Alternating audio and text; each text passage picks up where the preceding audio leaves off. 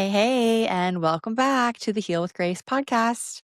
Y'all have a really interesting talk for you today. Chris and I could have talked for hours about ME, CFS, the healing journey, the mind body world, some of the most important tools that really helped him and I heal and get out of bed, off the couch, and really get back into life. Chris Sykes-Popham is a former Royal Marines commando and adventure seeker. He's skiing, paragliding, scuba, freediving, and flying, and had been doing all of this before he developed ME/CFS and became housebound and unable to work. He found the mind body approach and mostly recovered within weeks and made a full recovery within months. He's now the founder of the FreeMe app, the app for people with ME/CFS and long COVID that's advancing the mind body field with world firsts like the first mind body trained AI chatbot.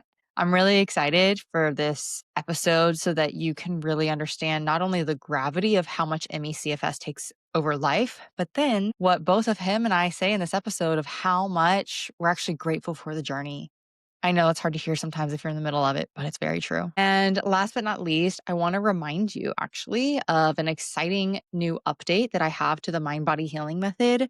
I'm rolling out a few new, really important ways to support you in the program that's starting in January 2026. We're adding on extra support, extra one-to-one sessions, and we're making it 4 months. And this program is designed to help you understand your nervous system, your brain response with things like chronic pain, fatigue, ME/CFS, long COVID, IC, OAB, mold toxicity, histamine reactions, migraines, all the list you can find below in the Mind Body Healing Method website page. And we are offering a special discount right now if you join before the end of the year. So I'd love to have you if you're interested. Find the link below or DM me if you have any questions. Without further ado, enjoy. Hi, Chris. Thank you so much for coming on the Heal with Grace podcast. We're really excited to have you. Hey, Grace. Thank you very much. Nice to be here. Yeah.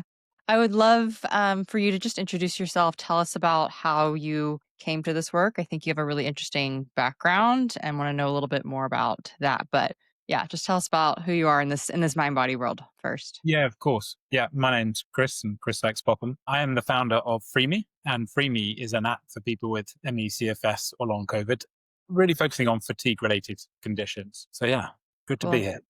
Yeah. And as well, many of us, we come to this work and helping others from our own journeys. I've heard you talk about how you were a previous Royal Marine Commando and then came into a really difficult long bout of CFS, ME/CFS. So can you share with us what your life was like before and what that on point of the illness was like? Yeah, of course. You're right. I mean, it starts for me probably about 10 years ago. And yeah, that's when I was serving as a Royal Marines Commando, and life was busy, active, demanding, and to be honest, hugely rewarding. I loved my time. I think it was the first time in my life where I felt that I had something I was truly passionate about.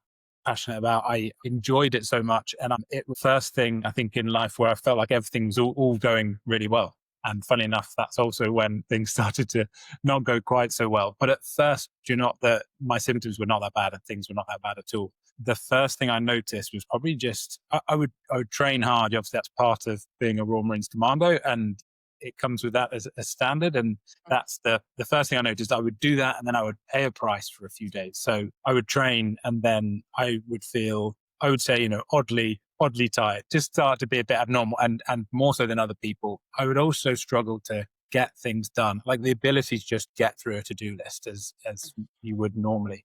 And I would only even know it because I would then have good days where things would work. I would be able to get through things again and be able to do stuff. My sleep suffered a bit as well. And I think I would have a reputation. If you ask my friends back then, they would say I'll be a person kind of obsessed with sleep. And then when I didn't get a rigid 8 hours, I would be complaining to everyone that my sleep was awful, that everything was terrible. And maybe that's not the full picture, but that was it back then. I definitely couldn't walk into my doctor's surgery and say, hey, look, I've got ME/CFS. I was still fully functioning, and I was keeping a very demanding career down. I'm always away. I was probably away on average about 6 months of every year of my decade of service, and did about 5 operational tours, and I was doing that all with those light symptoms. So I was still definitely functioning.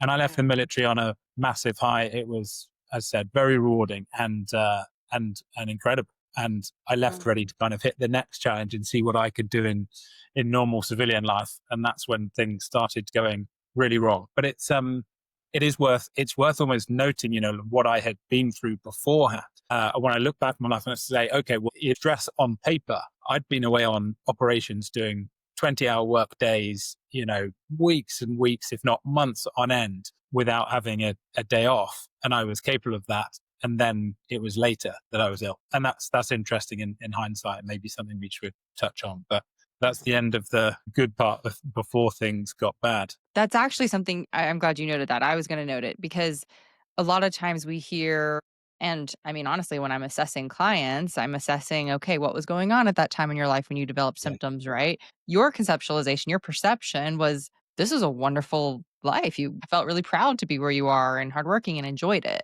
So, how do you see that time impacting your body? So I think there's a few things. I think the career was hugely rewarding and it Mhm. was genuinely brilliant and I'm incredibly grateful to it. But I look back on that period actually with a slightly different lens now. I see a Mm. person 10 years ago that was was always seeking something. And I think having grown up with a Yeah. relatively tough childhood, I think I was always looking to be validated. And the first part of that was even just becoming a Royal Marines commando. I said, if I can do that, if I become an officer in the Royal Marines. Like, I don't know what it was, but it was kind of no one can say anything, bad against me or something. So it was definitely related to my own identity very strongly. And I think it was the first thing that I massively achieved. And I was always trying to achieve in the Royal Marines. I was trying to be faster, stronger, fitter. You wanted, and I certainly wanted to be viewed as capable and credible. So I look back a little bit differently and see a person always seeking. But I also think is a really interesting thing about stress there, because sometimes, and you hear about the role of stress in our conditions, and sometimes they're called stress illnesses. And I think in Mhm. some ways that's true, and I believe that's true now. But in some ways, that term is so unhelpful. It's because I don't think it's necessarily just stress. I think stress is normal, natural. And if I look back at my time in Mhm. the military, I would go through stressful events, but I would go back to places of calm and I would know that that stress would be temporary. And stress that is temporary can be an entirely normal, natural, healthy process. It's when the stress is always there and it's the way we're thinking that's causing the stress, meaning that it's chronic, it's never ending. So I think that there's a really interesting part there about like the word stress and how we use it, I think is really important. And I guess finally, the last part is what was happening when I then did get worse. So fast forward now, probably best part of a year. I've left the military. I'm now a civilian and I'm trying to make my way in civilian life. I was putting a huge amount of pressure on myself. The next big thing for I told myself was setting up a business. And at the time I wanted to set up a chain of gyms in London. And my gut, I think, was telling me really strongly, like, this is a bad idea. I needed to raise over £1 million in capital to do this. The risk was huge. I had no business experience. And I think my gut and my body was saying, like, don't do this, don't do this. And my brain was going, no, this is just how an entrepreneur's meant to feel. This is normal. And yeah, in hindsight, it was the strongest message my body could have given me. That was the first thing that was going on. The second thing was the end of a 5-year relationship. And the third thing is me leaving the military and my identity. I think that Mm. is also an interesting thing. And I think those things combined, probably combined, with a lot more space to think and ruminate on my health and condition, which had been slowly deteriorating. That mixture of those three or four things, and now what I find interesting. I also want to highlight that you did not mention one physical, in the disease sense, physical explanation. And that's important. I mean, you've come to this work, you have the app, right? So, yes, you're going to identify it in that way. But I just wanted to highlight that for people because, um, I mean, so much of the people listening are probably still in this middle place, maybe of, well, Yeah, yeah, but I'm told it's, I have these spike proteins, or I have this in my body, or I have X, Y, yeah, and Z, right? That's creating this. yeah, And your explanation are truly, well, these life events were happening. This type of chronic stress was happening in terms of my mental load, my thinking, stress in relationships, life, identity. To me, doing this work, yes, that's a perfect storm too. make your body crash, Yeah. right? But yeah, I Yeah. think that's an important distinction. It is, and this is my story after the event. So if you'd have asked me at the time when I was at my most ill, the complete opposite. I wouldn't have looked at a single Mhm. thing going on in my brain. I was only looking at the physical, and I was looking at every single physical thing going. I was the person that was on Google every single night trying to find the answers, trying to find the solution. I was the person trying every single diet. I mean, I guess it's the next part of the story is that when I Mm. started to get bad, I think over the years since the very start, as my health got worse, I believe I should be a high performer. It's really important to me Mm. to perform really well, and I would try and optimize every single element of my performance. So when my sleep got bad, I was like, okay, Google, what do I do about this? Okay, sleep hygiene. So I need to black out my room entirely. I need to make sure Mm. everything's perfect. I need to have 2 hours cleared before I use any blue screen before I go to bed. All of these things and still sleep awfully. And the worst, that's just one example. But I mean, my supplement drawer looked like a supplement shop at that time. I was just everything to try and increase my performance as it felt like it was getting worse and worse and worse. And it's the same when my condition started getting really bad. That was my answer. And everything in my life until that moment, I've been successful by preparing, by putting in hard work, and Mm. by going the extra mile. And the only logical way I could see to do that was in physical things, in supplements, in eating really well, in training loads. And it just made me worse and worse and worse. Can you share a few more examples when it got really bad, what your Yeah. life actually looked like at that point? Yeah, I remember when it started to get bad. I had no idea what was going on. So my whole time in the military, I definitely didn't think I had ME/CFS. And I didn't by the severity. I don't think you would be able to classify it like that. But I still had some of those symptoms. But then when it started to get bad, I remember this kind of snapshot where I was still trying to push through and just keep going. I remember getting all my gym kit ready every night, putting it in my bag right by my door. So all I had to do was roll out, put on my shorts and my top and grab my gym bag and go out the door. I'd go to the gym and go to work was the idea. And I'd wake up and I couldn't do it. I couldn't get out. I could barely get dressed. Then I'd get dressed and be like, there's no way I can leave the house. And I'd just sit there on the sofa. And I still can't really describe to you what was stopping me getting out, but I could barely move. I didn't have the cognition to be able to then process anything. So I'd be like, okay, what do I need to do next? It would be the most simplest task would be impossible. I'd drag myself down to the gym. I'd lock myself in the changing room and I'd just sleep for a quarter of an hour. So I'd lock myself in the toilet and just sleep. And then eventually I'd build up the courage to go out and start my workout, give up after 10, 20 minutes, not be able to do anything. And then I would go to my workspace to go to work and I would go and Mm. lock myself in the toilet and fall asleep on a Mm. on a cold tiled floor. I'd grab a towel and put that under my head and sleep for another 20 minutes, try and do an hour or two's work, then repeat that. And I'd just do that the whole day, just trying to get through. And at that point, I don't know what I was thinking. Didn't think I'd had ME/CFS and I didn't know what was going on at all. I hadn't gone to see the doctor at that point. And then it got worse and worse. And I obviously started going to see the doctor, going through endless tests. And by this point, I was really housebound. So I remember another snapshot. I would try and get outside every day to try and get a tiny bit of sunlight. And I remember one day it got to like 6 p.m. and I was like, well, I should probably go out before the sun goes down and trying to just walk around literally a block of houses. So about, 300 meters and going out and then struggling so much and then getting so scared that I wouldn't be able to make it home. And it just like the Mhm. contrast, like I'd gone from training 6, 7 times a week, passing pretty hard physical tests in the military, and training every single day. And now I couldn't walk 300 meters and then getting back to the house and be like, I'm not sure I can get up these steps. And so I was now housebound at this point. I'd obviously given up training. I had given up all work. So, on paper, my stress had gone down to zero. I wasn't doing anything. I was just literally sat around in my house and I was going to the doctor endlessly. I think I was lucky. If he thought I was making it up, or if he thought anything like that, he didn't show it. But there was also very little he could do. We just did endless blood tests, and occasionally some of my value would come out a little bit out of kilter. Like my liver was a tiny bit off, and then he'd be like, "Oh, do you know what? It's kind of edge of normal. Let's go and get it checked and have an ultrasound." My cortisol levels were slightly low, as you'd expect, Mm. and many people find. And so I had loads of follow up tests, but they all came back negative. And just after, I don't know, 10, 15 appointments and I don't know how many rounds of blood tests and extra panels looking at stuff. He said, the only thing we can do is transfer you to a fatigue clinic. That had to be hard to hear. It's one of the hardest moments in your life, I think. But I think it's also a double-edged sword. On one hand, you have validation. I had this thing. I was like, okay, I have ME/CFS, so I could tell my friends and family, be like, no, look, I've got this thing. It comes with fatigue. It comes with brain fog, Mhm. and so I felt validated for about a week or two, and then I felt the worst feeling I'd ever felt in my life. I felt that my life as I knew it was over.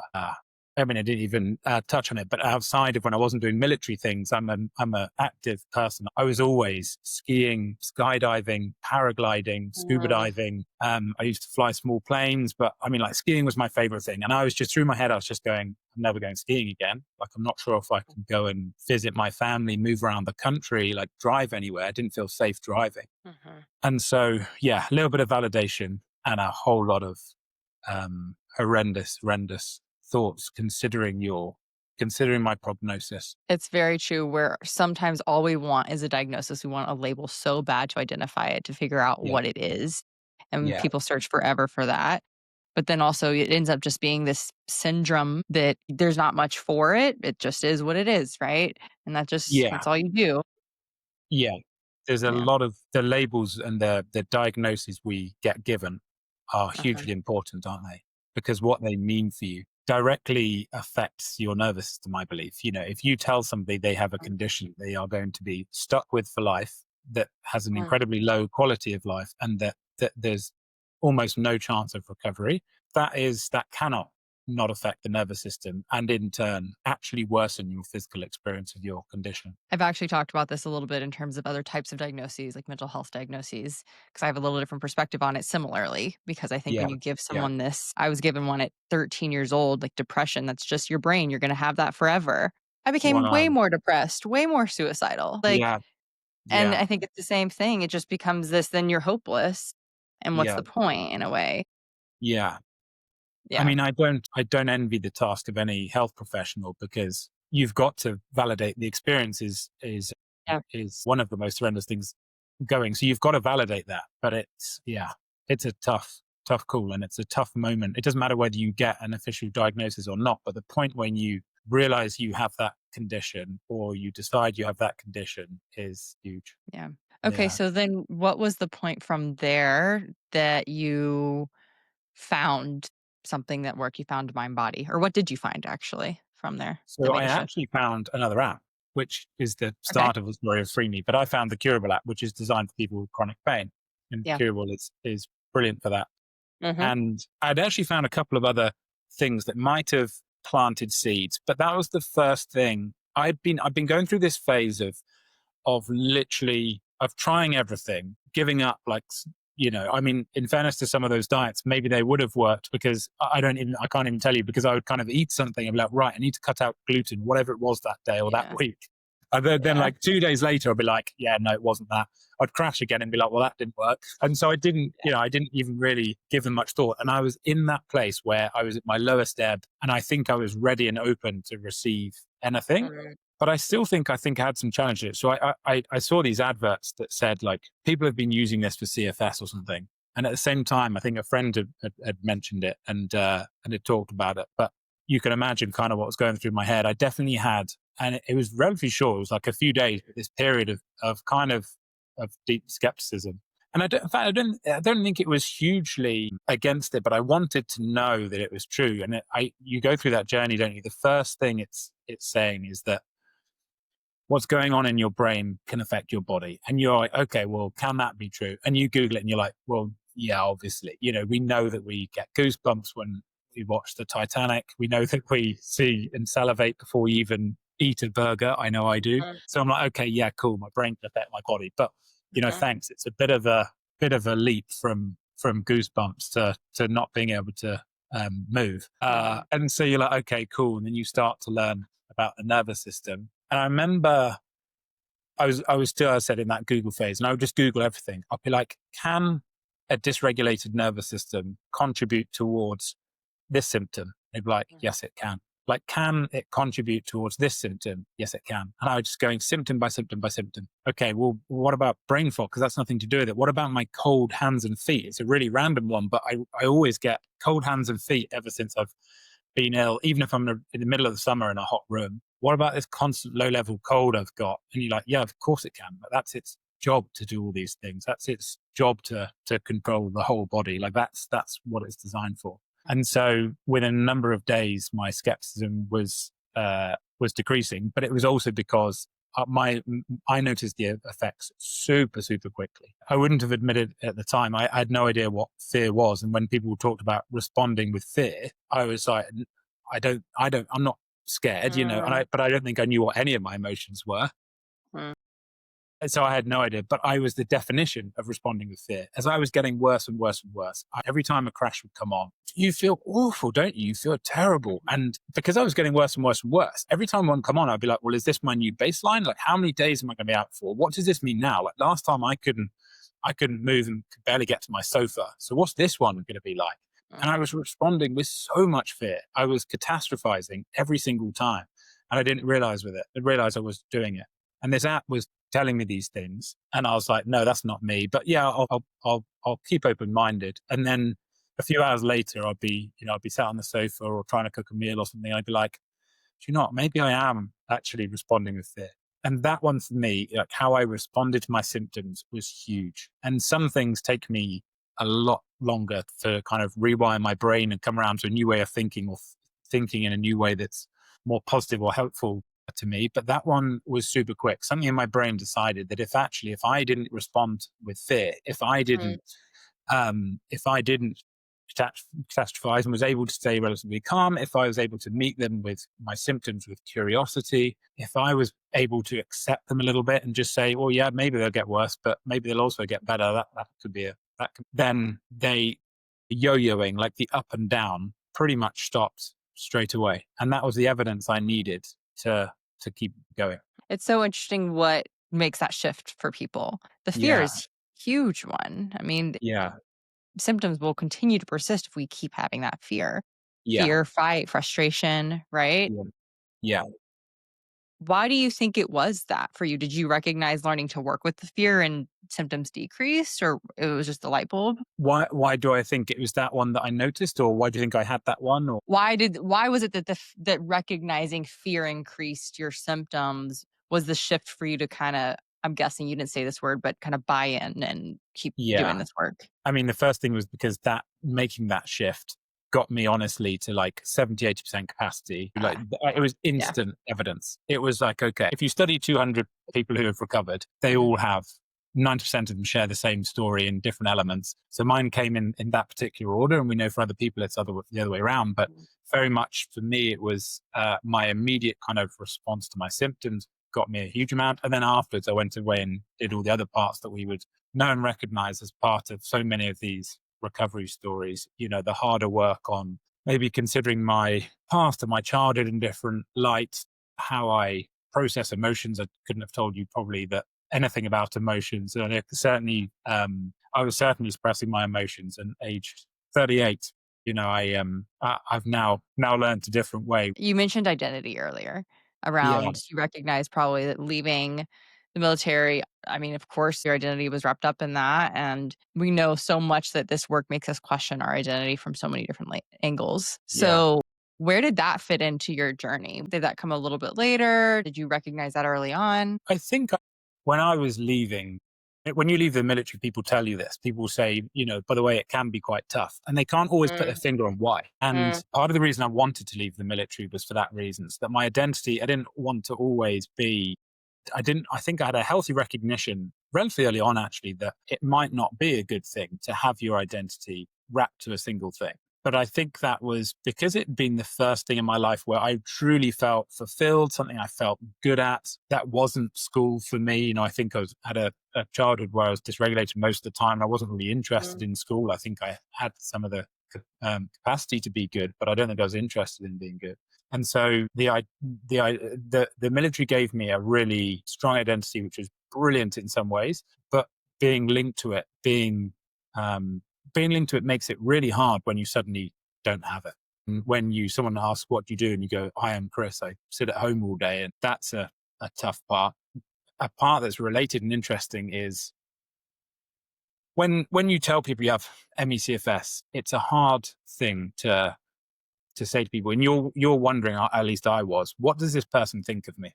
And I was somebody who had always had a reputation for doing huge amounts of fitness stuff and trying to be very fit. And I think, to give myself credit, I was, pretty fit for the average person in society. And so I was hugely helped by that. I think I had it in some ways easier. People knew that I had tested myself and always wanted to be tested military, always wanted to do the hardest courses, the hardest challenges going. And yet I still found it difficult telling people I had this condition where I think there's a lot of stigma around it. So I can't begin to imagine what it's like going through that and not having those things. And it sounds crazy to say, but there's a sex thing in there as well, isn't there? Like gender thing. There's so many things wrapped up in it. And if I was on the luckiest end of the spectrum, I can't imagine what it would be like to be on the unluckiest end of the spectrum. It was tough enough as it. Yeah. I mean, you completely went from, like you said, not only just very capable, but highly capable human being in many different ways. Probably the way that you approached life, your fitness, your training, everything that you did in the military to, yeah, not being able to move to the couch. That's huge. That's a big, drastic change in day to day functioning. And so I can only imagine just what is this, right? Like, what is happening? And then, of course, the fear of how are people looking at me, especially if you identified with being that person, being that athlete, being that person in Yeah. life that is really probably good at what you do. Yeah. There's so much wrapped up in that. Yeah. There's a huge amount wrapped up in it. A part of that that's interesting is what got me to be those things you said in first. Like it was a kind of overachieving, Mhm. perfectionistic personality type.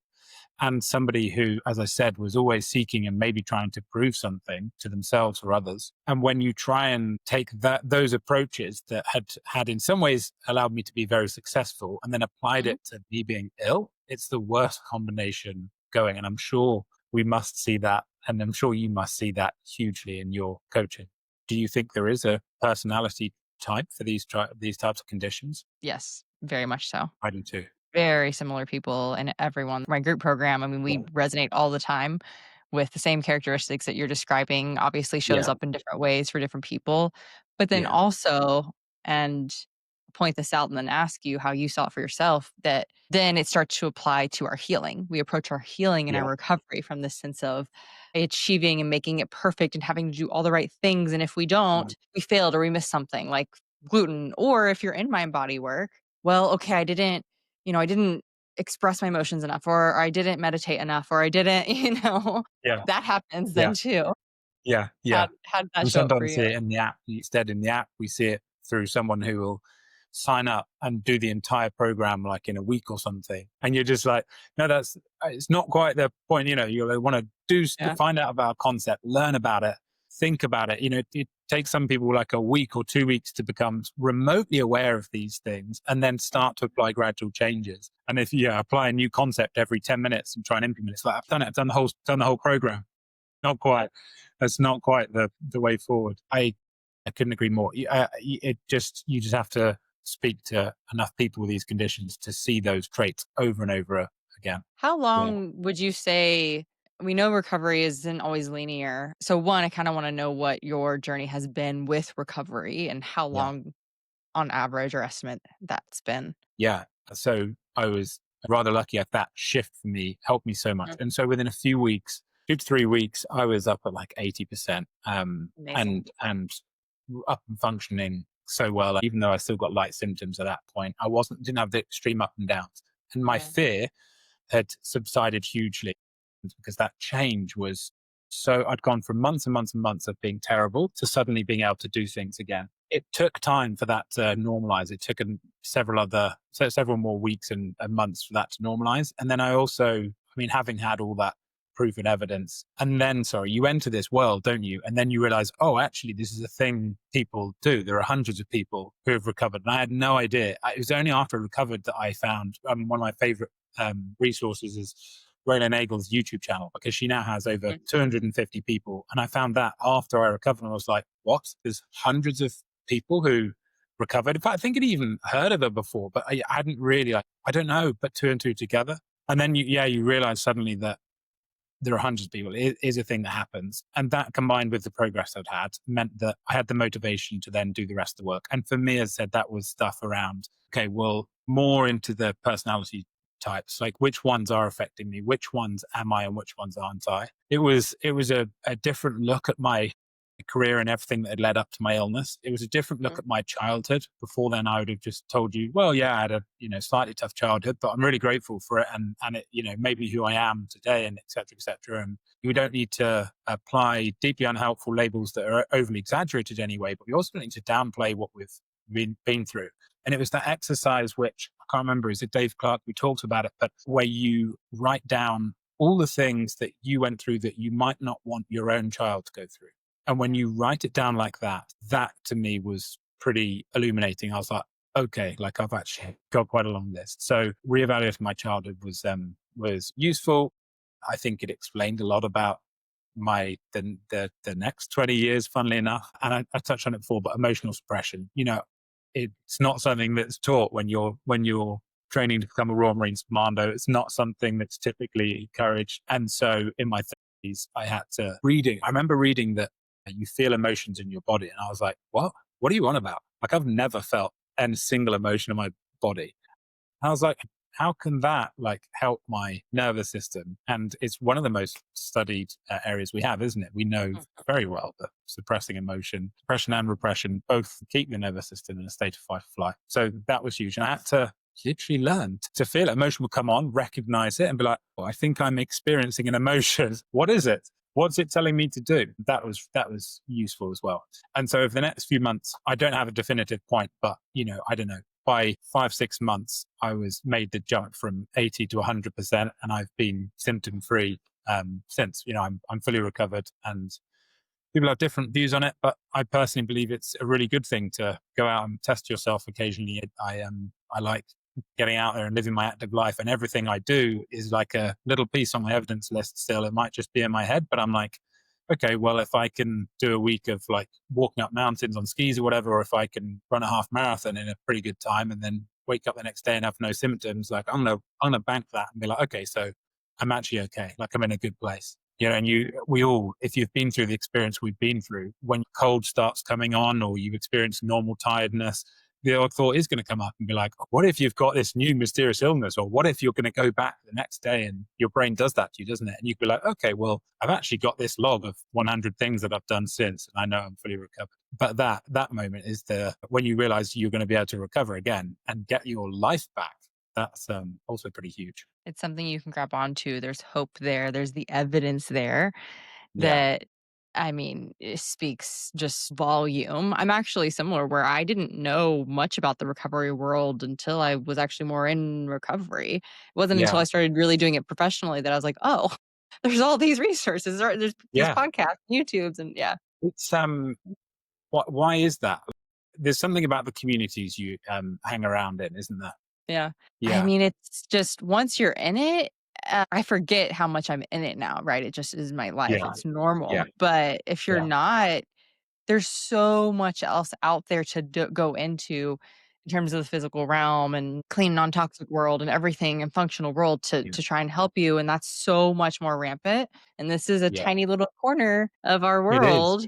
We're It is. making it bigger. We're trying to make it bigger, but it's small That's right literally now. the work you're doing, and it's incredible. And that's all it takes is we just have to be hanging around in the right places. I think we need to see, as in like when we're not recovered, we need to see recovery stories. That was another kind of clicking moment, like super early on. I then started seeing these recovery stories Yeah. and just noticing the trend. Like if anyone out there were to take 100 recovery stories, which we now have. There are tons of websites out there, specifically people for ME/CFS and long COVID. There's obviously thousands with chronic pain. There's channels like yours.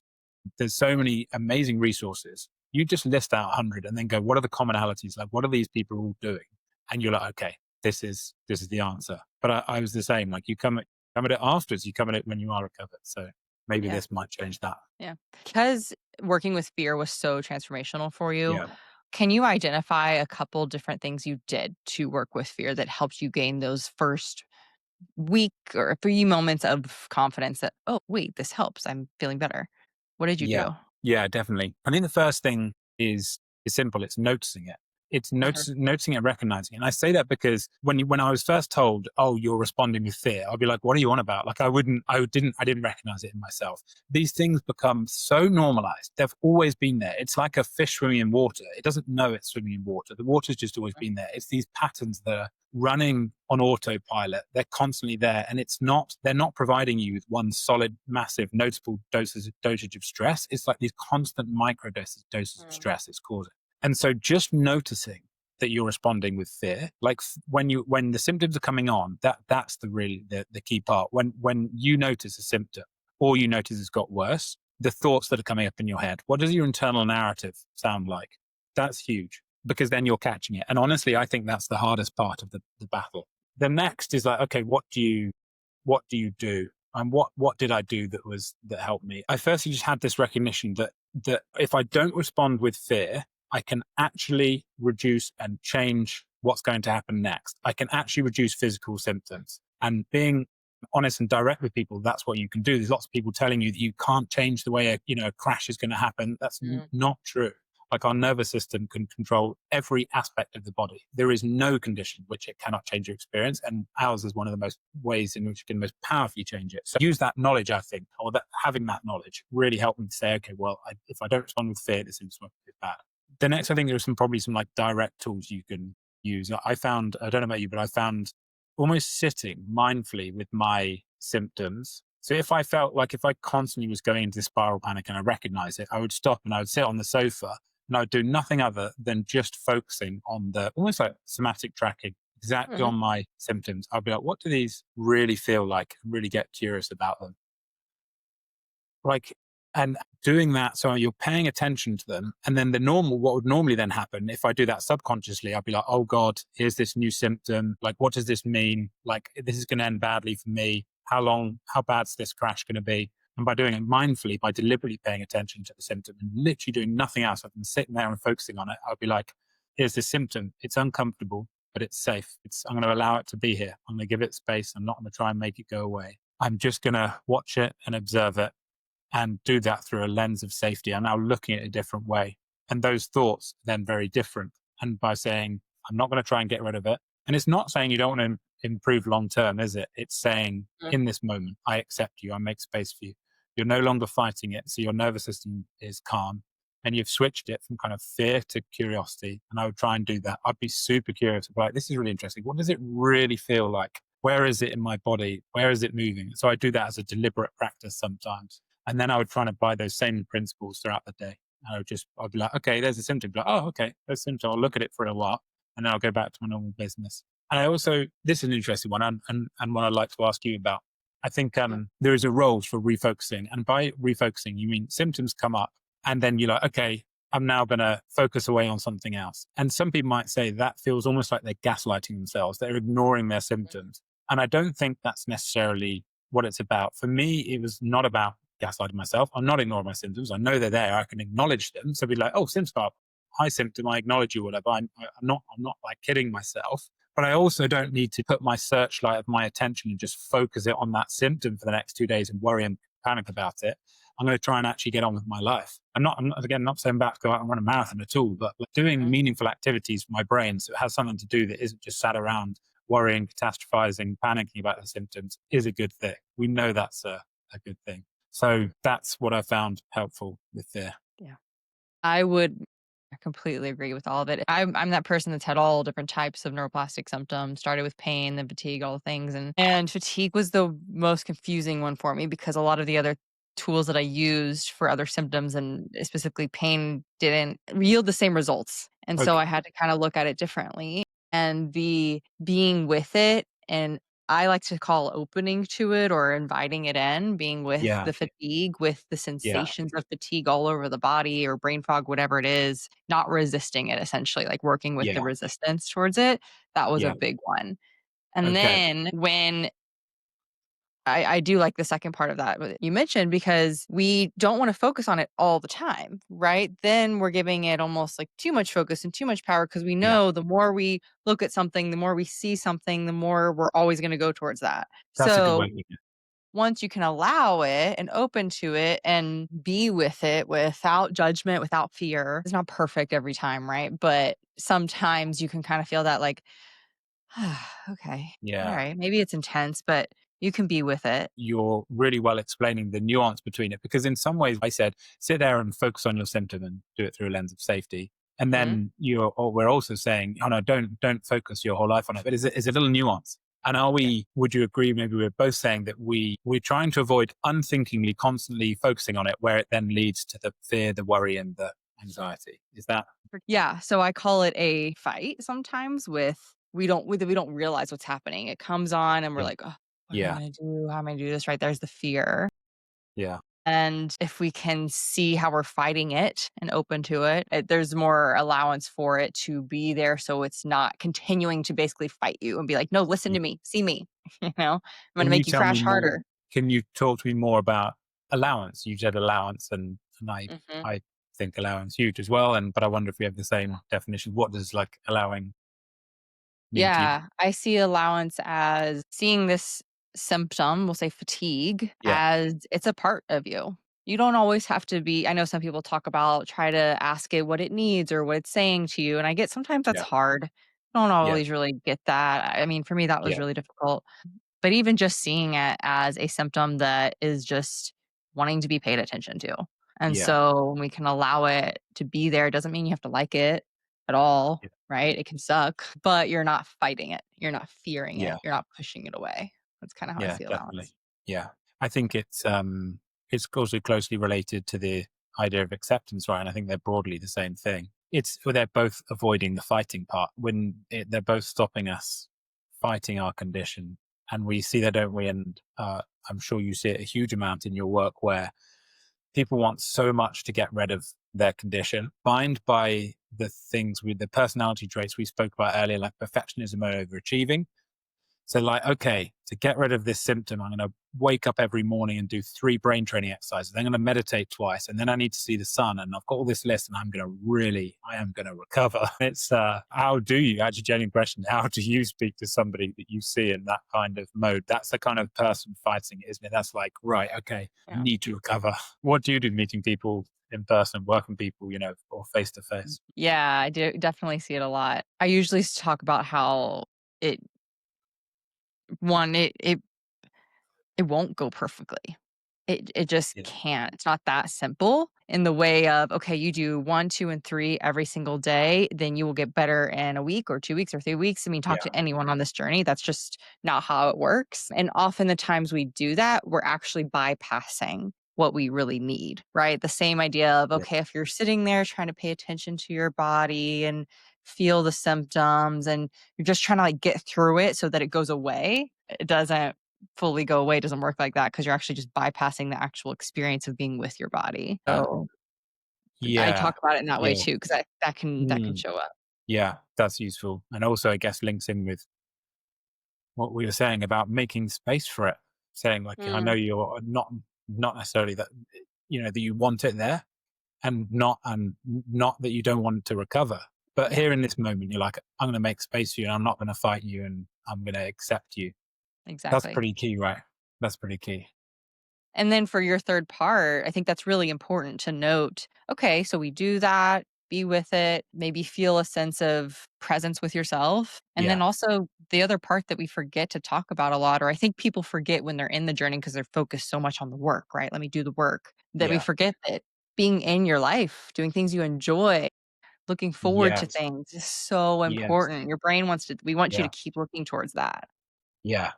So that's a huge part too. It's so huge. When I learned that how the nervous system works in terms of stress, enjoyment, joy, pleasure, fulfillment are the most powerful counters we have to anything that can adversely affect the nervous system. They are so good. And I even the other day I heard a term. Have you ever heard of the word eustress? Eustress? Oh, you know what? I have, but I kind of forgot about that. I don't use it. Yeah. Yeah. I mean, if I Yeah. had, then it was a new word to me. But anyway, I mean, you've heard of it, but I hadn't. And it means, doesn't it? The like positive, good stress. Like there's a good stress and a bad stress. And almost always the eustress is stress where it's an enjoyable stress. It might be type 2 fun, as I call it, where you enjoy it afterwards, but like it's a good positive experience. Mm, And it's resonates so well with me because I remember when I was ill and I'd heard that, stress keeps the nervous system on high alert, and that's a bad thing. I knew that much earlier on. And so I would just go around trying to avoid stress the whole time. And of course, like it's impossible. Like you can't do it. The most stressful thing you can do in the world is try and avoid all stress. Like it doesn't, it's not a thing. So it's deeply, deeply unhelpful, impossible and unhelpful. And when I realized actually, that thing you're doing that feels good, and someone on the internet's told you it's a bad thing, but if you feel good doing something and you don't get symptoms, don't question it. Like that is a good thing to be doing. If you feel genuinely fulfilled, that's a really good sign that without any sort of negative expectation, and if you're not questioning you're going to be okay, it's a really good sign you will be okay, and keep doing it. It's going to be a good thing for you. But learning that actually it's stress is okay, being amped up is being okay. We're looking for the things that are maybe a bit unhelpful up here, which constantly keep us in that state. Not going out and doing something that's stressful or amps you up or puts you in fight or flight mode. Fight or flight mode's not the enemy, is it? It's yeah. living in it the whole time. Exactly, that's a great distinction that we forget that people forget often, right? And I talk about it in terms of really what we're doing is widening your window of Yeah, tolerance for stress, for the fight or flight, right? Instead, when yeah, we get to a sick point, it's so small, so yeah, much stress is built up that we can't yeah, handle anything. yeah. So, yeah, people get stuck in that mode of avoiding all stress. It's not possible. Do you think a lot of that, when people are in that place, do you think a lot of it is also about what they're predicting under their old models? So maybe they're thinking, Mm. if I do something that might amp me up, whatever you would say, like puts me in fight or flight, then that's going to lead to really bad things. And is part of it about replacing that with more helpful thoughts? Yeah, definitely. Actually, I had Vanessa Blackstone on the podcast a little bit ago, and we talked about predictive coding, which is Yeah, essential that predictive coding yeah, of predicting the things that, yeah, you probably once, you know, associated with a crash because it happened right after or something like that. But that doesn't always mean it's going to, especially when you're doing this work. And no. breaking that association is really important. I think that those associations, those links are unhelpful, even if they're true. And I know that sounds ridiculous, but imagine let's take, I don't know, Yeah, eating a block of sugar or something, a sugar cube. Let's great. say that there is a real association. It does cause you to crash. Well, even then, making that association and go, oh, I just had that sugar cube, therefore I'm going to crash, is still unhelpful, even though it's true. We do it to avoid crashing, right? That's why we do it. But knowing that it's going to create that crash and focusing on it and focusing on the negative outcome that's about to happen makes your nervous system amp up in reward, in anticipation. It kind of gets you ready for the fight, doesn't it? And so even if it's true, it's not worth creating. You're still trying to break those links, aren't we? They're unhelpful for so many reasons. We can create them that are false and they're still helpful, and we can create them that are true and they're still unhelpful. Exactly. Exactly. Yeah. Food one, so common. So, so common. Yeah, I talk about it often on here. Food yeah, associations of being unhealthy or making you crash or not making you inflamed or all the things, right? And yeah, yeah. breaking that It's can be a big part something of the journey. I used to do it all the time. I would literally eat a meal and it would have something in it. I remember having a meal once that had brown rice. I'd be like, I should switch to brown rice. It's more healthy or something. And then crashed, a few hours later and be like, it was that brown rice. It was that brown rice that did it. And then just I completely avoided it, and programming that fear. I ate that thing and then it made me crash. So the Mm. fear next time when I then came around to eating brown rice, which was not the answer, was huge. I look back and I can just literally laugh at myself. Some of the associations I made were ridiculous. But some of them are, it's also, I laugh, but I should say as well, it's not our fault. Our brains are wired this way through many tens of thousands of years to protect us. The people who made those associations like we are now that are now unhelpful were the ones that survived. They're the reason it's our ancestors. They're the reason we're sat here today, aren't they? They're the result of, or we are the result of them being that cautious. The person in the African savannah who was hearing the rustle of the bushes and was paranoid. And they have been helpful up until modern life and are now And in our particular situation, incredibly unhelpful. But in every other scenario, they're great. They're brilliant, but Yeah. no longer serving us. Yeah, thank you for saying that, explaining it in that way. I mean, completely right, and it's not fault. You're not creating these things. You're not making it worse by associating. It's just how could you not? Yeah, You're trying it to would figure it out. it would be impossible not to without this knowledge. And it would then when you do, I do, it is the most normal, understandable. It'd be very odd if you didn't. It would also probably would have resulted in your death in other areas. Like these are mechanisms that are there for a reason. Yeah, for sure. I wanted to ask you about that diet part because, and I also saw a post on your social media talking about that.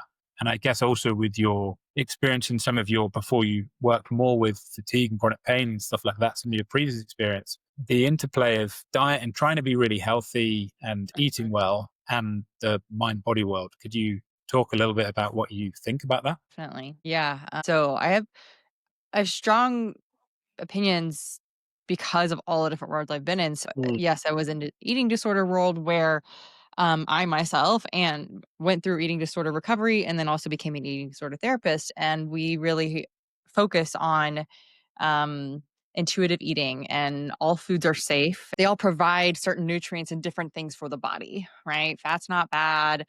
Sugar's not necessarily bad, like all in balance, all in intuitiveness and intuitive eating. And so when you get to recovery from an eating disorder, you go into out of the all or nothing and into, okay, balance and let me explore different foods, right? And so I kind of already had that knowledge of like food is not bad or certain foods are not bad. But also, I was very much so in a clean eating world for sure, went down that route. That's how it Yeah. became disordered for me. And so then when I had my own chronic symptoms, fatigue, mold, histamine reactions, I went through about a year and a half of down to eating like 10 foods because I would react to Wow. everything. Wow. And there was a part of my mind that was like, I don't know, this doesn't make sense. This feels disordered, but I'm not saying these foods are bad in my mind. I don't know. I'm obviously reacting. I'd either have a horrible Yeah. migraine headache or I'd be sent into a fatigue crash, so many different Yeah. things. And then when I found this work a second time around, it clicked for me. I was like, I'm truly just associating these foods, even though I was told by doctors that that's what's happening. These foods are creating these symptoms. So I was told that Yeah. I had sensitivity tests that told me I was sensitive to all these things. So I had Wow. real, right? I say real Yeah. evidence that like these Yeah. foods were harmful to my body. Yeah. But then when I had the realization of, wait a minute, it's my body, it's my nervous system reacting towards these things, and I can train Yeah. that not happen. Yeah. I mean, I pretty much recovered from food sensitivity in like 2 weeks, and I was back to eating Well, everything. And so, it was that wow. I mean, it was a huge click for me. It was fear too, Yeah. huge fear. It was very similar to you with fatigue. And Yeah. so I see with all in that, not only eating disorder world kind of teaches you to get out of it, but when you're in chronic pain and illness world, maybe you haven't had a history of disordered eating. I see Yeah. so many people develop disordered eating Yeah. because they're told no sugar, eat a Yeah. keto diet, this diet is Yeah. going to help your pain, decrease your Yeah. inflammation, your blood sugar is impacting your fatigue. I mean, we're told so much, like there's so much emphasis on food and diet that's going to heal you Yeah. from so many things.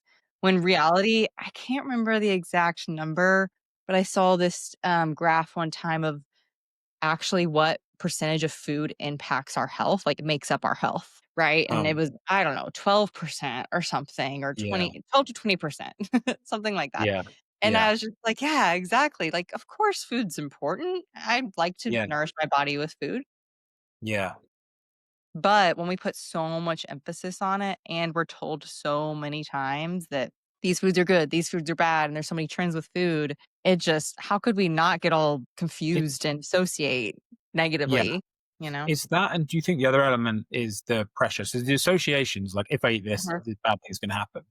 And it's the other element, the pressure you put on yourself. So the type of people we are, or I am certainly, I would have all this long list of things, as you say, the things I can eat and things I can't eat. I need to do this, that, and the other. And I would add up all these this crazy long list. And therefore it was completely impossible that I'd ever actually stick to it. I mean, it was crazy. It would have been hard enough to stick to it if I was well. But when you're really ill and all you can do is just walk to the fridge, you're not going to cook up a perfect meal. So you had these huge long list of things I told myself I must do. And then I would inevitably fail. Then I'd beat myself up and put loads of pressure on myself.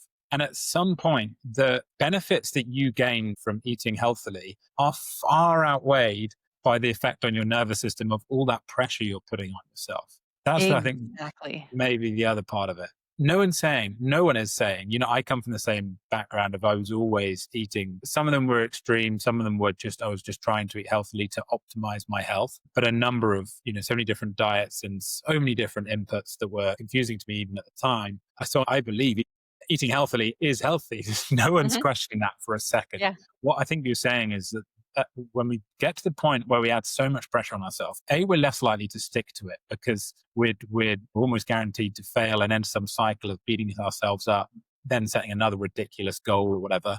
So we're not going to stick to it. And then also we're going to cause farm damage, all that pressure, like all those things you need to be doing. And I can literally look back at some of my notebooks I had around the time before I really worked out what was going on. I looked back the other day and I saw like 3 pages of these things, like these little check boxes of things I had to do. And some of them were lifestyle, like I've got to wake up, like go and catch the sun straight away, do all these things. Then I'm going to meditate. Then I'm going to do this. And this ridiculous routine of like 10 things in the morning, 10 things at lunchtime, and 10 things in the evening. I mean, not sure I ever did a single day where I stuck to them. And then I'd just start beating myself up and repeating the cycle. But the other part is that pressure we put on ourselves. Exactly. The more you're constantly thinking about food, whether you're eating the right things or not eating the right things, that puts 100% more stress, way more stress on your body than actually eating something different or not eating the right foods, right? Yes, you said Yeah. it exactly. Yeah. Yeah.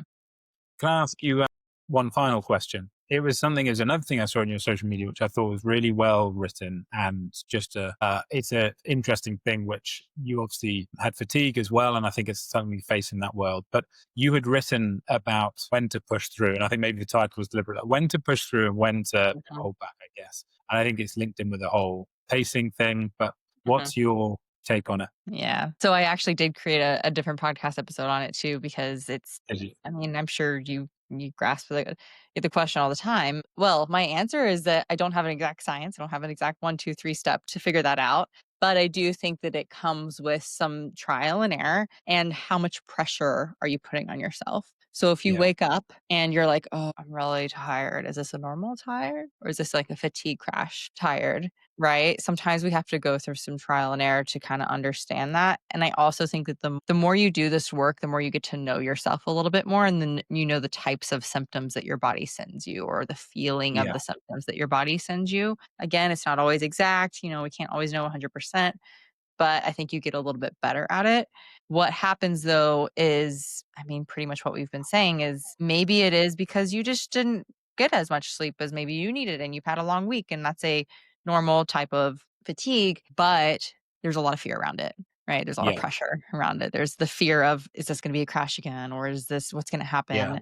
And then it could kind of end up evolving into a more fatigue crash. And so with rest, I like to say, okay, well, why don't you give yourself the chance to rest and see, does that help you? But Yeah. rest from a sense of you're allowing it.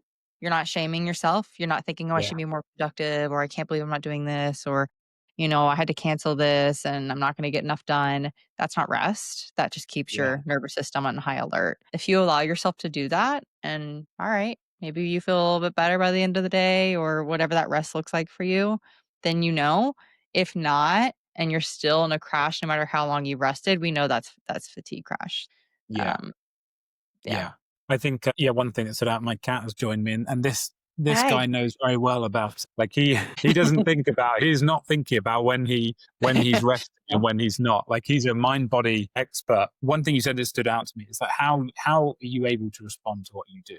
If you're wondering about doing something, should I do this thing? If you feel comfortable about it and you don't think you can have significant fear, that will actually affect how your body actually responds to it, right? So I agree. Like letting your own comfort levels, your own feelings about it also dictate how much you do is a really good thing, right? And we can also create self-fulfilling prophecies. Like absolutely.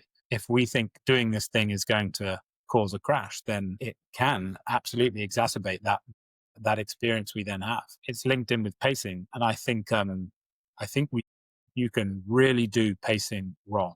Pacing done incorrectly sounds like, if I go over whatever limit, if I go over X steps today, if my heart rate goes over whatever, if I use up X amount of energy, then something really bad is going to happen. And that is deeply unhelpful for the nervous system. Like having rigid set limits. We know a characteristic of all these conditions is that they change over time. They go up and down naturally. That's always going to happen. So instead of saying like, oh, if I do this, then it's going to cause a crash. Having set rigid limits and then being like telling your brain like, warning, you've just gone over that limit. You're now going to crash. That is terrible for the nervous system. Conversely, like if you were, how could that sound? It's like, do you know what? Yeah, you're like, I've done that, and I'm able to feel comfortable, feel calm, and not having set rigid limits, saying, well, do you know what? They go up and they go down. Sometimes I can do stuff and it causes me to crash, and sometimes it doesn't. Therefore, today could be one of those times that it doesn't. It's okay. Like I did a lot today, and I'm going to be okay. And then when the symptoms start to come on, like you can reapply the same thing. Yeah, I could be entering a crash. That's what the first thought your brain's going to come up with, because we're all human. Like, yeah, this could be the start of a bad crash, or it could be fine. I've had lots of times where I've actually symptoms have come on, they've been light. And considering the other possibility is really important. So I think pacing done correctly is, as you say, more intuitive, more guided by how you feel, rather than rigid limits and fear would be the wrong way to do it for sure. Yeah, that's what I kind of was getting from that. We don't want to approach it rigidly, right? That's Yeah, not going to be helpful. yeah, Yeah, yeah, or trying agreed. to figure out, well, if I'm feeling this way, okay, then you're going back into, well, what happened? What caused it? How did I make this happen? Yeah, That's also going to yeah, create more fear. So, yeah, yeah. yeah. Good Uh, and bad ways to respond to symptoms for sure. yeah. Chris, Yeah. this has been an amazing conversation. I feel like we could have a whole other hour of this. Um, but I want to make sure that we have time at the end to help us understand a little bit more about the FreeMe app and Yeah, what of you. course. I mean, as you can imagine, FreeMe came out of my own experiences with MECFS. I'd recovered using this app, as I told you, and it was brilliant. It was absolutely fantastic. I was just constantly having to translate it though from chronic pain to fatigue. And there are those literally the things we just spoke about, how dealing with crashes, dealing with PEM, like how, okay, what is a different, slightly different, more helpful way I can do pacing? And everything we've just spoken about, that is FreeMe. It's taking the whole world, the whole neuroplasticity world, the whole mind body world, and putting all of those approaches into an app and making it super simple and easy. It's just like, think back to that moment. I was sat on my sofa and I could do nothing other than be on my phone and do these sessions, and what would have helped me. And it's broken up into the kind of things you'd expect. Like the first part is education, literally knowing and understanding what's going on in the body, how the nervous system works, how it responds, helpfully and unhelpfully, was huge. By far the biggest thing I ever did. So that part of the education part is in there. The brain training part is in there, and that word I think has a bad rep. But brain training means changing, again, things we just spoke about, changing how we respond to symptoms, training our brains to help in a more to respond in a more helpful way. And then we can do that more directly, can't we? We know things like meditation, which you also see in the app. That's helpful. It can be a more direct, like, okay, I would like to switch from a fight or flight state into a more helpful rest and digest state. And then finally, there's writing exercises, which I think people can tell you statistically are the thing that people use the least in the app. And yet we get the most emails saying, do you know what, this actually was the most helpful. So when people do them, we know it's helpful. But FreeMe just kind of is designed to take all of those approaches, the commonly accepted, the things that work that you hear every mind body practitioner and doctor and neuroscientist talk about, and put them in the app. And then finally, we're doing some really cool, exciting stuff with AI. So early in the year, we released the world's first mind body trained AI chatbot, which is amazing because when I was ill and you type into Google, what do I do with my condition? You are fed with that. You rolling your eyes tells me exactly you had the same experience. You're fed nothing but like negativity, doom and gloom, and deeply unhelpful advice. So to have like a recovery focused chatbot that you can ask any question, you can do a session and then be like, yeah, okay, but how does that apply to me? Or yeah, and you just have so many questions when you enter this world, and just be able to turn around 24/7 and ask those questions is really cool. And we're doing some exciting work. I won't give away all of it, but we're carrying on developing AI tools that we know will help people. Even now, at the moment, we're implementing one where you can just go on and say, okay, here's what's going on. Give me a lesson, and it will just go through the FreeMe database and look at all 100 lessons and go, you need this one. Like, and here's why, and here's what you're doing, and here's why it might be unhelpful. Here's maybe a slightly better way, and here's a lesson on it. So for it to be able to do things like that is really cool as well. So it's exciting times. This year, it's kind of gone a bit crazy. I think people are definitely ready for something ME, CFS, and non-COVID specific for fatigue, for crashes, for PEM. I think that's what's helped it really explode a little bit. I totally agree. One of my prefaces sometimes with, again, love curable, I use it on myself and still send it out to everyone, It's brilliant. is that I just, even in my program, I preface all the time the word pain means everything, right? All these Yeah, symptoms. But yeah, also, I do think there's some nuance with fatigue and a little bit of shifting and different uses and languages that can be helpful. So I think that's really important. So it sounds awesome. yeah. Thank you. Yeah, it's huge. Yeah, I think yeah, pain. We can absolutely substitute pain for all symptoms, but they are unique, and having something that specific helps. We know it does, but it's exciting. Cool. Amazing. Okay. And there will be a link below as well to check out the app. Is there anything else, or is there anywhere else people can find information about the app or what you're doing, or just follow the link below? Yeah, you can go to freemehealth.com. That's the website. And obviously just type it into one of the app stores and you'll find it, FreeMe. And so free and me, one word. And then the best thing to do is honestly just jump straight on the app because there's a number of free sessions. You can try the AI chatbot and stuff like that. That's the best thing to do for sure. Yeah. It's designed to literally just turn up every single day and just tap the next session button. And it's designed to be simple. So I remember what it was like to be in that place. Well, thank you so much for the work that you're doing and what you're putting out there and for coming on the podcast. No, not at all. It's always lovely, and I've had a lot of these conversations. But you feel like this instant, you know you're talking to somebody who's been through the same journey, and that journey is incredibly profound, isn't it? There's no way it could not be profound. It's something which I'm oddly, deeply, deeply grateful for, and I understand completely. If I wasn't in that place when I couldn't think of a single thing to be grateful at some point. And yet, Yeah, this is the best thing to ever happen in my life. Recovery, things that is worth. I think I'm trying to say that recovery can, and this illness and the things that people are going through can be the best thing happening in your life as well, even though they don't feel like it at the time. definitely agree. It can be hard to see it for sure, but I mean, can completely change your life. So, Yeah, there are periods of huge growth, and sometimes, and it took me 5 years with MECFS yeah, to learn those lessons. Yeah, and yeah, I hope other people can do it for shorter periods. for sure.